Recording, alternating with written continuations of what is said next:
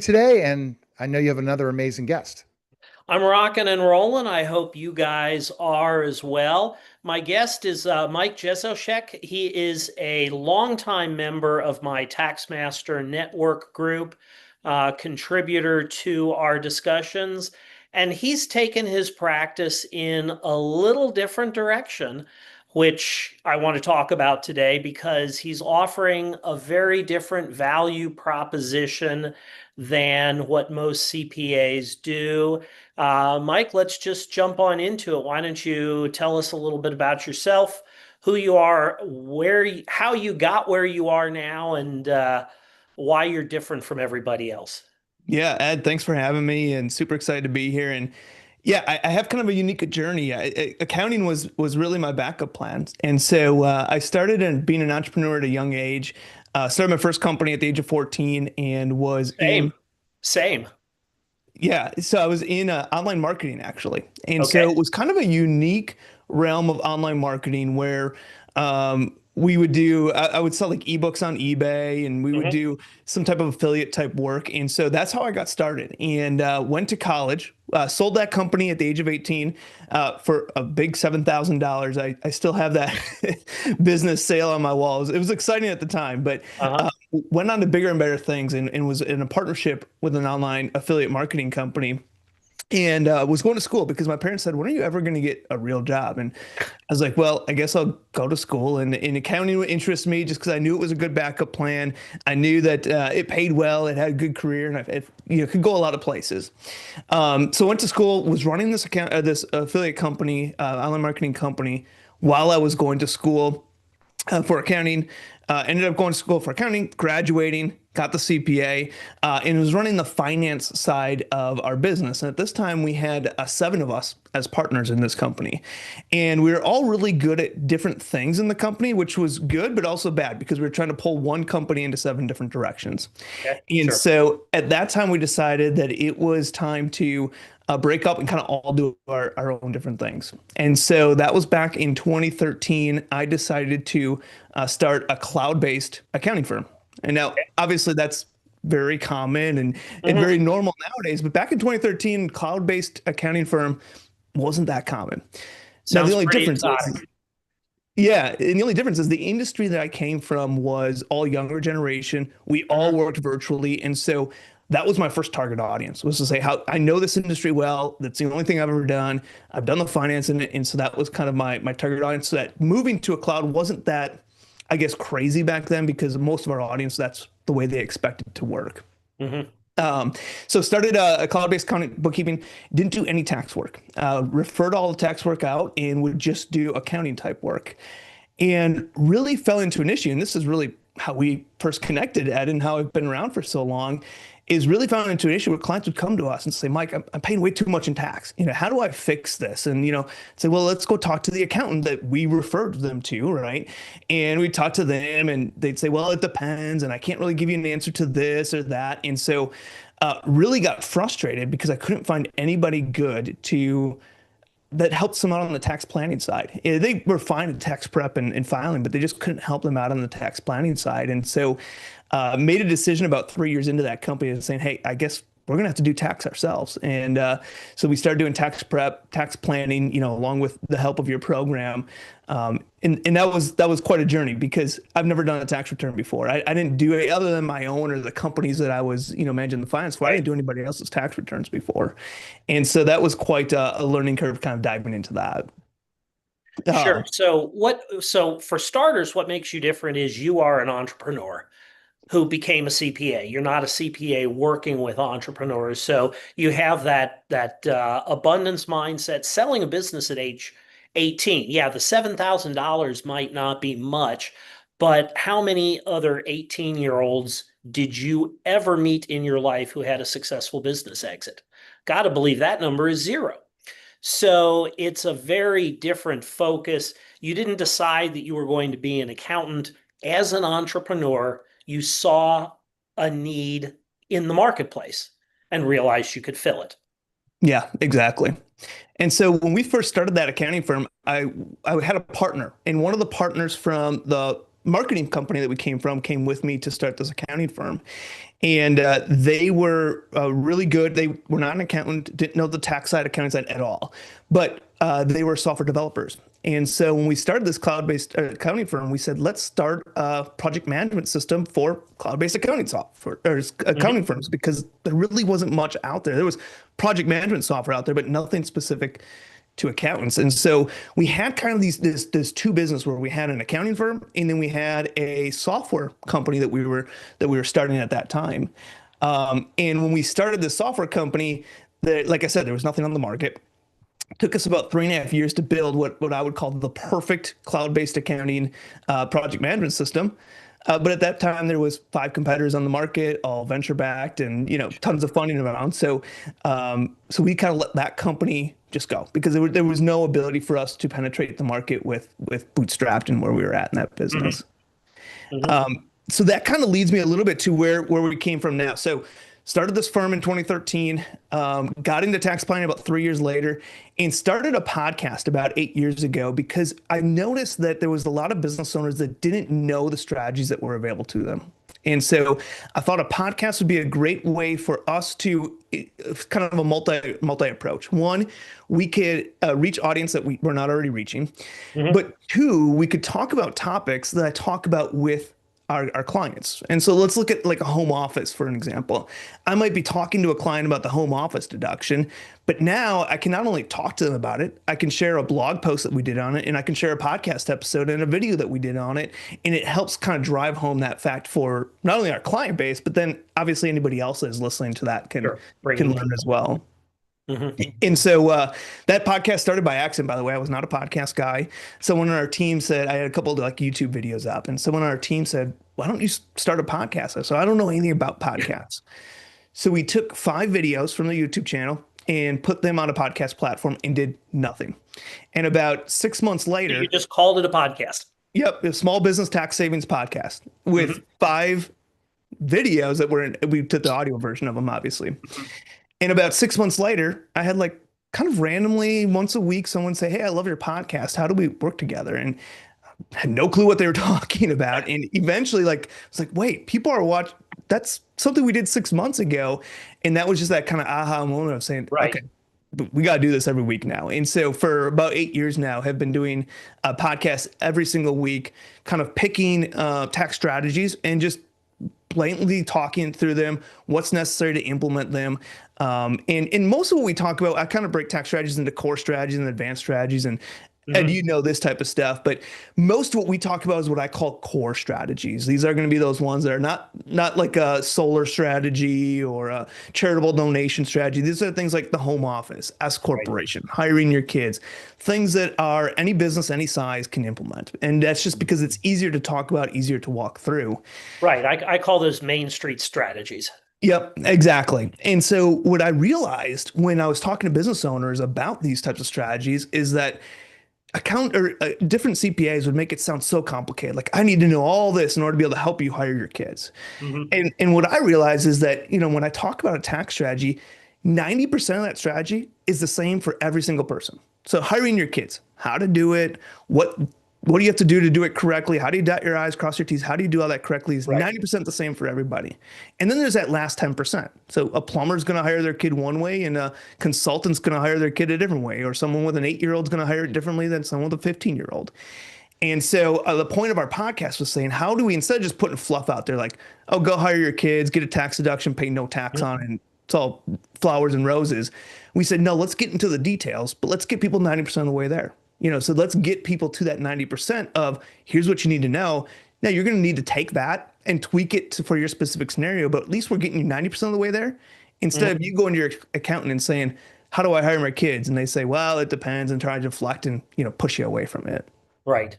So you've got tools and resources that you can give podcast listeners and clients that they can actually implement the concept rather than, hey, have a short-term rental and pay 0 tax. Yep, exactly. So less fluff, more kind of action, but also, there is that it depends is real, but it just depends on a little bit, not the whole strategy. And so that it depends piece, is obviously something you have to take offline. And so go ahead. Yeah, it's something that they have to take offline, and it's something that some people let it become a huge obstacle. I have met Mm, CPAs who will understand the 90%, but they will let the 10% it depends paralyze them and mm. stop them from moving forward and not be able to give advice quickly and confidently.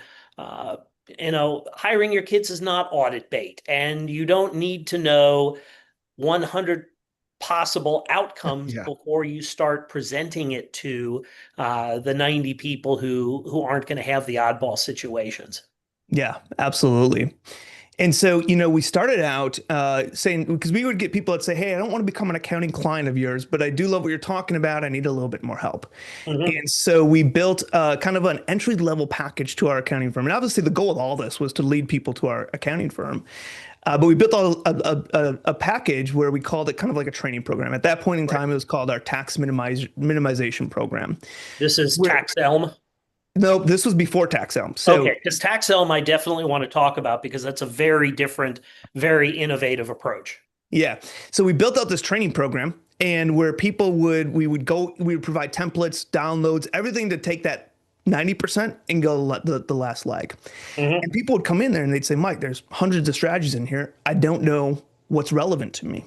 And so we're like, well, that's a problem. How do we get to know what strategy specifically you should be doing in your situation? And so we were doing custom tax plans, and we started to see a trend, especially for these small businesses, say somebody making $50,000 to $400,000. We started to see trend based on how they answered questions. The plans started to look very different or very similar. So we'd say kind of if-then type statements. And so we said, I Mhm. wonder if we can build a software around this.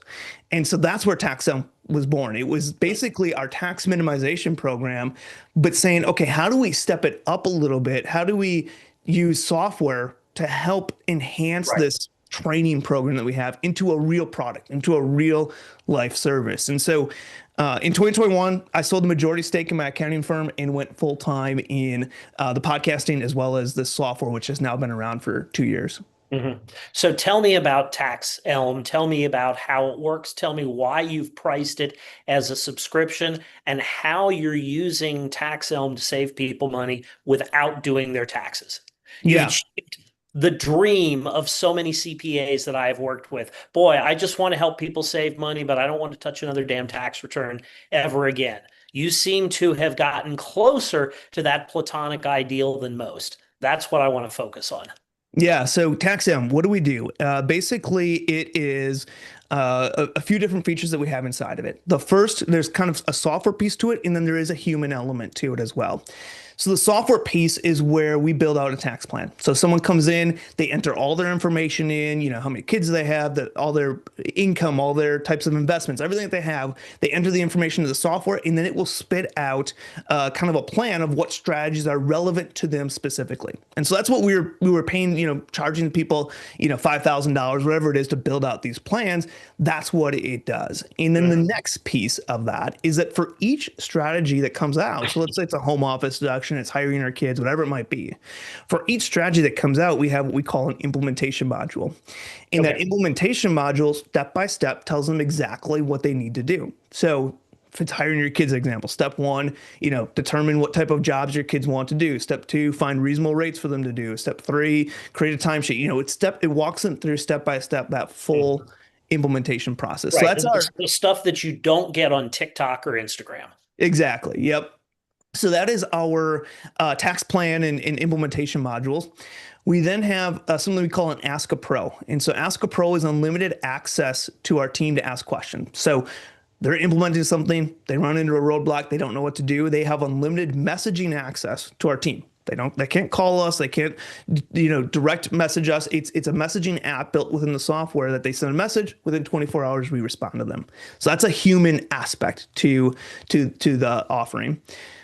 We have an annual consultation. So this is a 45-minute Zoom call once a year for all of our members where it's kind of taking, we recommend people go through the plan, start to implement, and then say, okay, I got a plan of say 5 strategies that I want to implement. I'm just running some roadblocks on these. Let's book that consultation now, kind of dive into and hash out those last few items. And then we have an annual tax return review. And so this is where they submit their tax returns. Another human aspect to this, they'll submit their tax returns. We'll Mhm. review those tax returns and let them know kind of what opportunities there are for savings. And this is a funny one because we initially started this as a bookkeeping review where we would review their bookkeeping and people didn't find as much value in it. I think Okay. because bookkeeping was awful or they didn't think bookkeeping was even necessary. Right. But we moved it to a tax return review for a couple different reasons. The first reason being is that we found so many people would say, I'm already doing this strategy and I'm already doing that strategy. And then we look at their tax return and they're either not doing those strategies at all, or they're not showing up on the tax return because their accountant's not replicating it, Right. or they're not doing them to the extent that they could. So someone might be saying, "Oh yeah, I'm hiring my kids." You look on there, they're not hiring their kids, or they're paying $250 a year for hiring their kids. And so we found that as an opportunity to find out where can we enhance the planning, but also where can we find gaps that they think they're doing something, but it's not really showing up on the Right. tax return. Okay. And then we do webinars. So monthly webinars, we kind of deep dive into a tax topic. And then we have a partner directory. And that partner directory is to say, hey, if we can't help you with something, I want to have someone that I can introduce you to that, we've done some vetting on, we've done some due diligence on them. So whether it's someone that can help set up the retirement account. Now we'll help business owners understand what retirement accounts make sense to them, but we don't set them up. We don't manage those retirement accounts. So we have referral partners for that, or attorneys, or setting up an LLC, whatever it might be. We have that kind of partner directory to get them in front of. And so that's kind of the meat of the software. All we do is tax planning, tax consultations. We don't do any tax prep or filing. We refer out that. So Mhm. we have about 3 accounting firms that we refer to for that tax prep piece, if somebody does need that. But I sold my accounting firm for a reason, and it was just because when I was building it, I got way too deep into the weeds, and so got burned out quickly and needed to step away. And I thought the easiest way to step away was to exit it. And so that's the choice. I didn't, could have hired somebody to take over the role I was doing, but I chose the exit route and then went full time into this software piece. And see, that's huge, Mike, because you're building a digital business so you can be at the beach or wherever and your business is running. Yeah. Versus somebody else, you have your own accounting firm, you're not going to the beach that much. No. Some, No. but when you create you're a digital nomad, Mike, that built something really big, and everyone wishes they could do something like you. That's the truth. That are out there as marketers that want to create something online. What you Mhm. created is what everyone wants to do because it's a business that basically has operations involved, but it doesn't have the day-to-day that the CEO has to be constantly on things. That's what you built. It's impressive. Yeah, and one thing too, Neil, that you kind of mentioned there is I did learn a lot from those accounting firm days where I would be so hands-on with all the clients. And when I started this software company, because there is a human aspect to it still, that human aspect, I made it very clear from the beginning. Like I'm not going to be that Ask a Pro that's answering those questions. I'll do the webinars and those types of things, but I can't be that person. Even from the very beginning, when we had one member in our software, I can't be the person doing that because people are going to expect to see me. People are going to expect to Right. be having me answer those questions. And so made a decision early on to say, hey, I'm going to offload a lot of this typical work. And even though it doesn't make sense, I have plenty of time to handle it today. I don't want to get wrapped into that system where all of a sudden it's too big and now I can't get out of it. Yeah. No, it's a real success story, I think, because you're in the business of delivering advice to people, and it's great advice, and you've set it up so that the workflow works for you.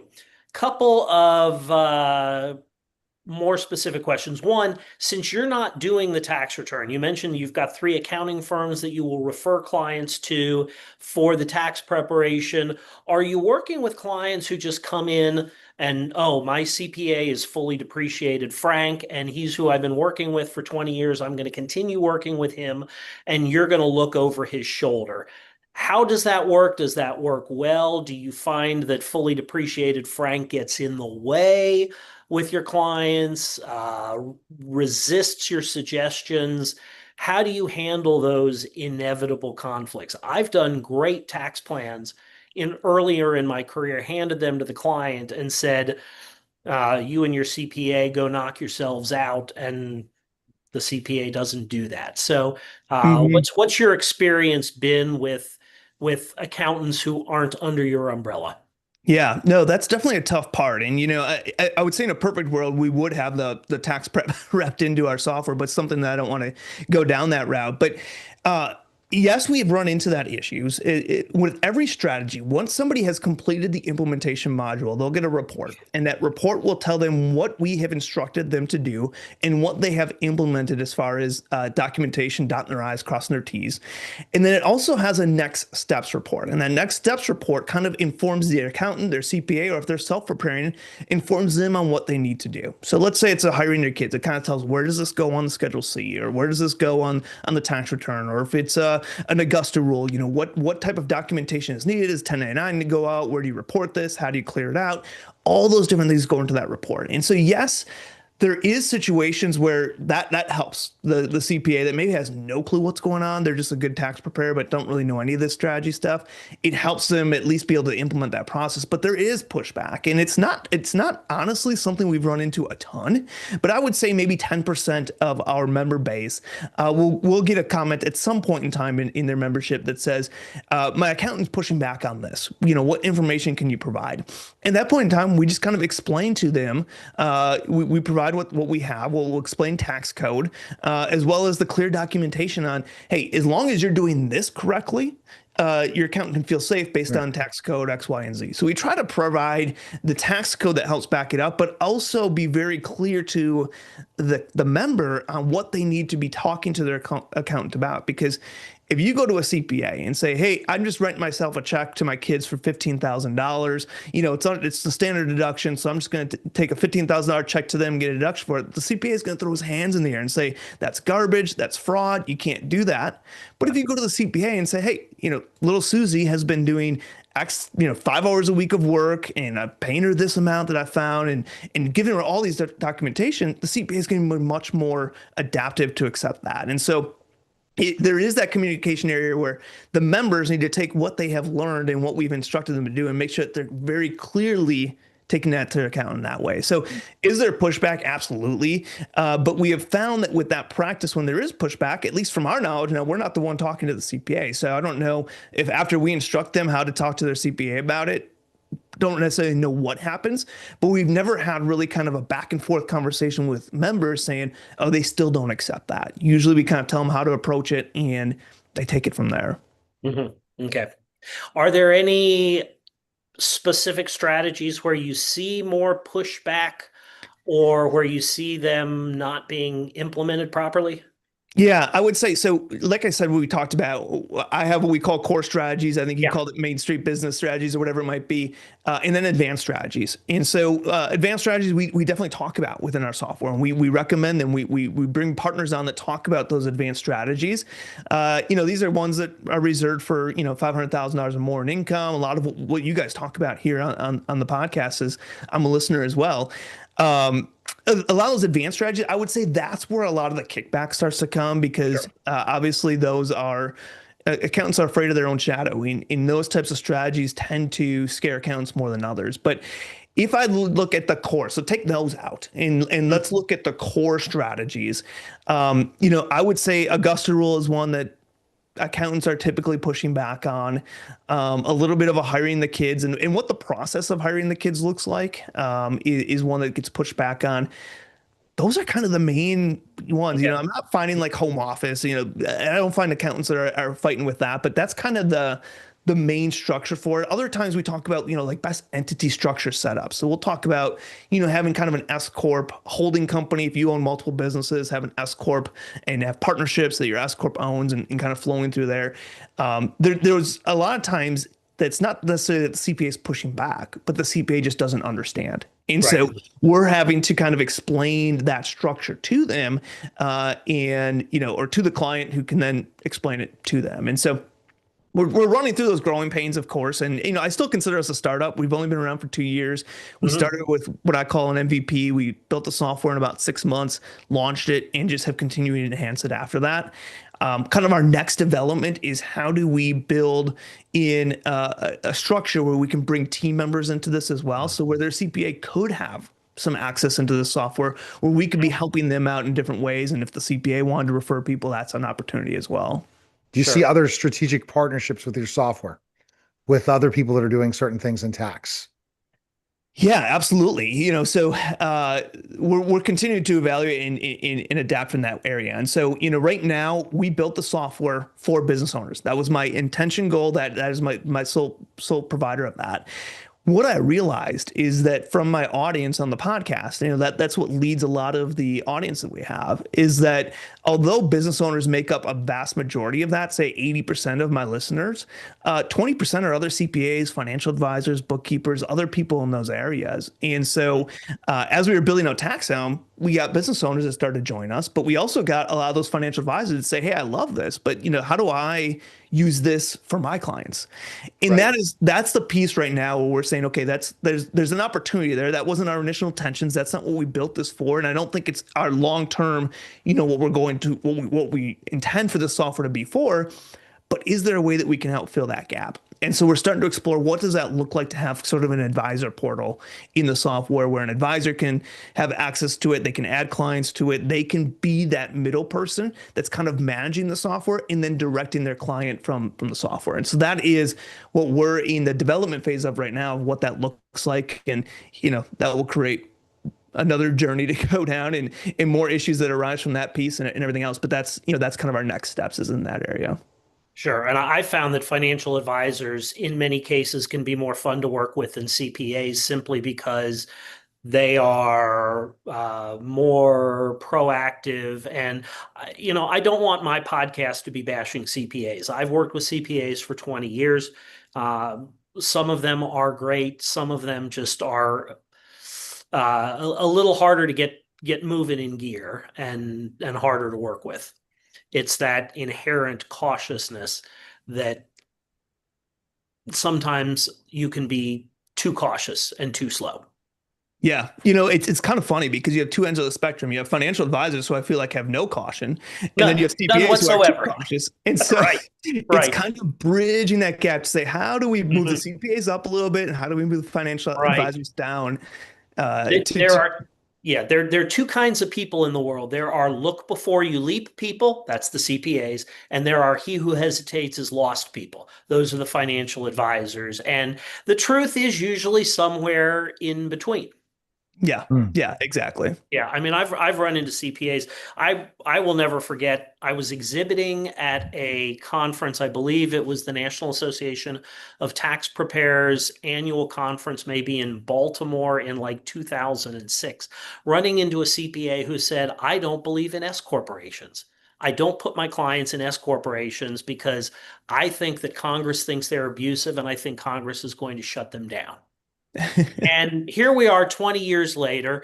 Congress has not shut down S corporations. Congress is not going to shut down S corporations. And even if it was going to happen in 20 years, wouldn't you want to ride the bandwagon for as long as you could create employment tax savings for S corporations? And that attitude it drives me nuts. And running into people like that has been part of my lesson, that I can't help everybody and I can't work with everybody. And if you're not willing to be proactive, then I'm just not the right fit for you. It's not that you're wrong. It's not that that CPA is an idiot, although he is an idiot, but it's just not the right fit. Yeah, It, it, it's it, funny too. In that same Congress is the majority of Congress probably has S corp set Well, up. yeah, To, right. you know, Every business owner. I mean, Koch Industries on the Republican side, it's the Republican boogeyman, but Koch Industries is an S corporation. yeah. It's not going anywhere, guys. And most of the small business owners who made money, sold their business, and then went to Congress did it as S corporations. Yeah. Yeah, Ed, it's interesting concept because I think that I don't know if it's in school, I don't know if it's part of the CPA, if it's just the general community that just teaches CPAs to be a little bit cautious. And honestly, I was that way too. I was Mhm. afraid to do things, but where you start to open up the door is collaborating and putting yourself around other people that think differently. And the Taxmaster Network has been super helpful in that area. I'm a big proponent of collaborating with say, competition, working with other Oh, accountants to absolutely. say, Absolutely. Your tax elm is doing something very similar to what my tax architect is doing. We have opportunities to learn from each other, and the universe of prospective clients who are unhappy with their tax bill is vast. There is more than enough room for you and me and all of our quote unquote competitors in this field. More than enough room for all of us. yeah. And so, throughout my career, I found it really helpful to collaborate with other accountants that are at least forward thinking, like minded Mhm. accountants, Yep. because it helps just give you some of that reassurance, give you some of that confidence, and just see what's working and what's not working from other people out there. And you're, of course, going to run by people that are very cautious and not willing to touch any of this stuff. But, I find in the circles that I run around with, that's not as typical. It's more that about forward thinking, modern thinking accountant. And it's not to say that we're reckless by any means. It's just Yeah. we're understanding what the tax code says, and we're taking it and being able to utilize the gift that the government given us. Say, hey, we're business Sure. owners. This is an incentive they've given us. How do we take advantage of that, and how do we utilize it to our benefit? Because the government's not going to implement it for us. They're not going to put an home office on my Schedule C if I forgot to do it. So Yeah. it's our responsibility to understand that and input that into place. Right. But when Congress passed the big, beautiful bill, they brought back 100% bonus depreciation for a reason. Mm, They want you to use this tax break. And who am I to stand in the way of doing that? It's a lot of people listening to my podcast, to your podcast, don't understand where the tax system comes from, that it's Congress that passes the rules, it's the IRS that enforces the rules imperfectly. The code is what the code is, and the IRS is something that you should respect, but not fear. Mhm. yeah. And I tell this story a lot. I had a good friend of mine that I worked with for a long time. He was an attorney and he got audited and he was very nervous about it. And I said, don't worry about it. We have all the documentation. We dot our I's, cross our T's. Sent it over to the auditor within 30 minutes on a phone call. She said, hey, I'm pushing this up to my supervisor. We're clearing this docket. And so it's like, sure, we want to be careful of the IRS, but as long as you have documentation and you are not clearly skating the law, document it, dot your I's, cross your T's, have the documentation support to back up whatever strategy that you're implementing. There's nothing to worry about. Even if I get audit, I'm not worried about it because I'm not doing anything that I'm Right, worried about inside of an audit. right, That's audits are scary, but it's if you're doing things the right way, you're staying above the law and you're just utilizing the strategies and code that the government has given us. There's nothing to worry about. Just make sure you right, have your documentation in right. place. Just make sure that you can document it. Yeah. People don't understand in some audits, the taxpayer gets a refund. Doesn't happen often, but it does happen. And the real fear that a lot of people have is wearing an orange jumpsuit. And it's a jokey request. People say, oh, is there anything you're doing here that's going to land me in jail? And it's a jokey request, but there is an undercurrent of fear there because when the IRS prosecutes Wesley Snipes or Leona Helmsley or Pete Rose, they want all the PR value they can get. Well, the statistic that I love to throw out is that over the last 5 years, the IRS has referred about 12,000 cases for prosecution in that entire 5 year period. And that's out of 1.2 trillion tax returns the Mm. IRS has filed. The numbers are infinitesimally small, and you got to be flat out breaking the law and be a pretty bad guy about it to get caught. Yeah. And we kind of talked about this idea of people being cautious and different things like that. I think that you have so much of this TikTok advice out there and things like that CPAs that are cautious get even more cautious because there is this advice that says go hire your kids or go to the Augusta rule, but they don't tell you how to do it. And They so don't tell now you how to do it. Right. And now, they don't tell you what the limits are.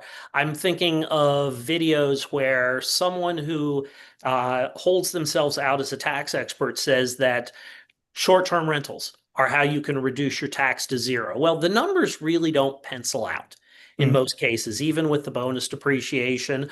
But I have never seen a video on short-term rentals talk about material participation.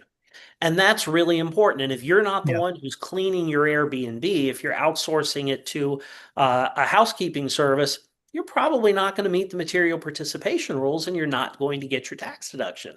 So people love to throw out the top level, oh, here's the stuff you can do. I've talked before about something, code section 132J4. Uh, I'll ask an audience, how many of you have a swimming pool? People in the audience will raise their hand. I'll say, great, I'm going to blow your mind. 5 words, on-premises employee athletic facility. But then we talk about the requirements to actually Mm. qualify for the on-premises employee athletic facility. And you realize, okay, the IRS is aware of what's going on, and I'm probably not going to qualify.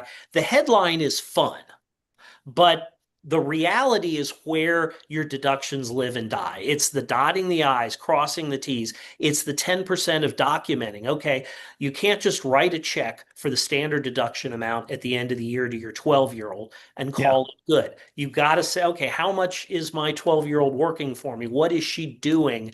Oh, she's managing my TikTok feed for my business. Great. What's that worth in the commercial market? What would I pay to get a professional come in and do that for me? And so that's the part you don't see on Instagram. The guy rolls up in the Ferrari and says, I made $7 million last year, and the Augusta rule is the best thing I've ever done. Well, in the real world, that's simply not how it works. Yeah. It's funny. You mentioned the standard deduction. I had a client come to us the other day and says, oh, I'm doing these strategies. And they said, I'm paying my kid the standard deduction. I said, well, what kind of work are they doing? What's the documentation? And they said, well, my CPA just said, write a check. And so it's coming to Oh them to say, man. hey, you're doing the strategy right. You have the concept right, but you're definitely not implementing it correctly. Right. And so let's clean that up. Let's make your membership here. The value in it is not necessarily the tax savings, because you're in a way doing that already. You're receiving the tax savings, but let's clean it up. So when you Right. get that letter in the mail, you get that knock on the door, you can provide the documentation that you don't have to worry about that check that you're writing to your child, because you're doing it the right way now. Right. And so, I think a lot of these scared accountants, they get that way, and it can make it even worse, because their clients are hearing all this garbage getting thrown at them without any details. And so Sure. clients are starting to try to implement strategies very easy. What they hear is, yeah, pay my kid $15,000, but they're not hearing the next 10 steps on how you do that correctly. And so Right. the account's saying, whoa, hold on a second here. And so I think that's kind of the problem in today's day and age that you're running into a little bit. Yeah, and it's an entirely legitimate concern on the accountant's part, particularly with all the misinformation. I see Instagram posts on miracle trusts, for example, Mm, the 643B trust that we've talked about in our TMN calls. It doesn't work. And yet you have people who are confidently saying this is how you can eliminate 90% of the tax on your business income, blah, yeah. blah, blah. And I've had I had one client who was literally a billionaire who would see videos on Instagram and send them and say, is this legitimate? Uh, Smart guy, very successful guy, but prone to fall for the same misinformation that the rest of us can. Yeah. The opportunities are there in the tax code. It's not like the Augusta rule is not real. The IRS has allowed Augusta rule deductions at audit. The tax court has authorized Augusta rule deductions just in the last couple of years. And so it's not something to be afraid of, but you gotta do it right. Yeah. And I talk about that from an advanced strategy side and a core strategy side. And, I always give the example, we'll be talking to someone about an advanced strategy. And I said, even with advanced strategies, our goal is to find vendors that are doing this correctly. Because if you Mhm. look at captive insurance, there's a lot of good players out there, and there's 10 times more bad players out there that are Right. not doing these things correctly. And the reason the IRS doesn't like them is for that 100 bad players, not for the 10 good players. It's because of Right. the 100 bad players. And this can go down as simple as a home office deduction. If you say that 90% of your home is your home office deduction, that's illegal likely. That's That's likely not probably realistic. not going to be the case. Yeah. So you have to dot your I's and cross your T's at every level of that spectrum, whether it's a core strategy, very basic, Mhm. very simple, or you're looking at advanced strategies that are a lot more complex. And Yeah. obviously, the more complex you get, the bigger numbers you get, the more you want to make sure you're working with a vendor that you believe is doing things correctly. Right. So, Neil, here's a lesson for us to emphasize because you and I have talked on previous Lion Share podcasts about specific strategies and the importance of documenting those strategies. So here we've got Mike, who is an entrepreneur at heart in a CPA business, doing things differently because he's not doing tax returns. Yet, despite the fact that the wrapper is very different from what other tax professionals are doing, the core lesson is the same, that go ahead and take advantage of every tax break the law allows, but make sure you do it properly. Make sure you do it compliantly. Make sure you do it in a way that even a skeptical accountant can see that you're doing correctly.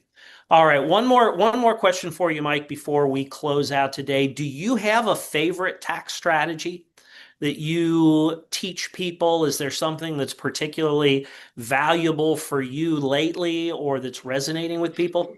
Oh, that's a good question, Ed. And I'll probably lean towards the typical, but I think setting a foundation to your business is so important, and that's why I'm a big fan of the S corporation. So, is it my favorite strategy to talk about? Is it the favorite, most sexy one? Not necessarily, but I think it is an eye opener for so many people. And then it's not just, oh, here's an S corporation, let's run with it. It's that's the foundation of your business. And so, I talk to a lot of people that have multiple businesses, they're in a partnership, and they'll be in a partnership and say, hey, should we change it? Should we change this partnership to be an S corporation? And I say, no. Let's, instead of changing that partnership to be an S corporation, let's each partner in that partnership own their shares through an S corporation. And then what can we do from that? Not only are we saving on the self-employment taxes, but now inside each of your S corporations, you can do all sorts of planning that's not affecting the other one. You want to buy a BMW versus a Toyota Prius? Okay, you can do that. It's not going to affect the other partner. Yeah, if you're 35 and your partner is 65, you've got different needs in life, and you can structure the S corporation to accomplish those goals. Yeah, it's a basic building block, but it's so powerful and it's so easy to overlook. In a world of TikTok videos on exotic strategies, the S corporation is a workhorse for nearly everybody. So I have a lot of guests on the podcast who are looking for business, and they're looking for all or nothing business. They're looking to take over the accounting, the tax preparation, the payroll, everything. You are in a different position in that you can work with people who are already working with, my brother-in-law is the accountant and I can't go anywhere else. So why don't you tell us where we can find you, and hopefully some people do that. Yeah, two main places, taxsavingspodcast.com and taxelm.com. That's taxelm.com. All right. All right. Thanks so much for joining us today. Great stuff. Core valuable advice in a really attractive business model wrapper. Thanks, Mike. Yeah. Ed, Neil, thanks for having me. You're welcome. All right. That was a special simulcast of the Neil Haley Show and the Lion Share podcast. Make sure you like and subscribe to the podcast. Take care, guys.